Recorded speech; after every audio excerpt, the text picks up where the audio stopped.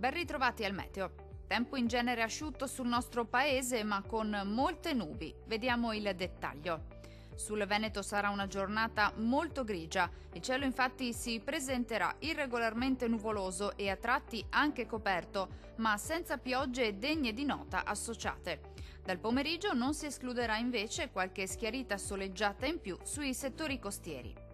Temperature minime tra -2 e 0 gradi. Massime comprese invece tra 3 e 6 gradi. Vediamo ora che tempo farà sul Friuli Venezia Giulia. Anche in questo caso sarà una giornata all'insegna di un tempo asciutto e stabile. Sulla nostra regione infatti non sono attese precipitazioni particolarmente degne di nota. Più sole al mattino, cielo maggiormente coperto al pomeriggio. Temperature in ulteriore lieve calo, minime tra -2 e 0 gradi. Valori massimi oscillanti invece tra 4 e 7 gradi. Vediamo infine la situazione meteorologica del Trentino Alto Adige. Tempo in genere asciutto e stabile anche sulla nostra regione, tuttavia il cielo risulterà molto nuvoloso o coperto sui settori meridionali sin dal mattino e per tutto l'arco della giornata, ma senza piogge associate, più sole altrove. Temperature minime tra 0 e 2 gradi.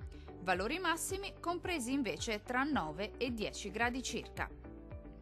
Dal meteo di Antenna 3 per ora è tutto. Arrivederci.